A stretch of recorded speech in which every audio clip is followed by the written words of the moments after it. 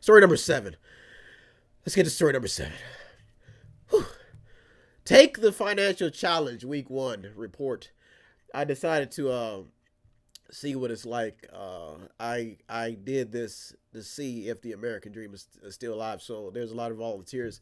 Just a little bit. I'm just asking questions to people who have been going through financial problems. I'm asking people from every race, every nationality, and I'm asking about I'm reading stories about people's finances. So what I've done is I've put myself and I've taken out cards. So I'm going to try and I'm going to report to see if it's easy to recover. I have student loans. I have some cars out. That's just my end of the story. So I've found even millennials who are going through the same thing.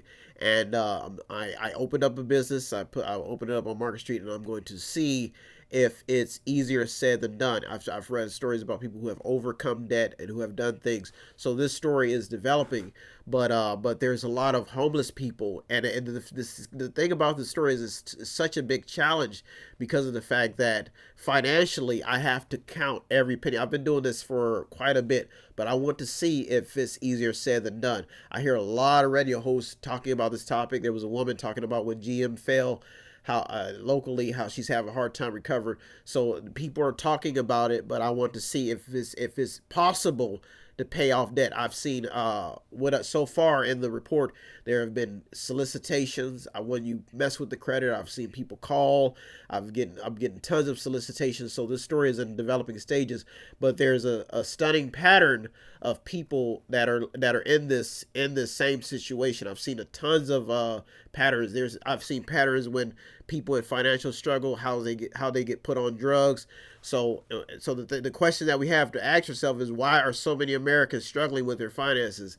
And there was even a man found dead hanging from an overpass in New York City Central Park. So this is a still developing story. It's taking the financial challenge week 1. You'll probably see a lot of reports on people's finances in the news. Trump administration is considering changing some of the I guess they're trying to redefine poverty, the poverty line. There's even some Democrats taking aim at this. Rich Democrats like Bernie Sanders, they're trying to have a cap on credit card interest rates at 15%.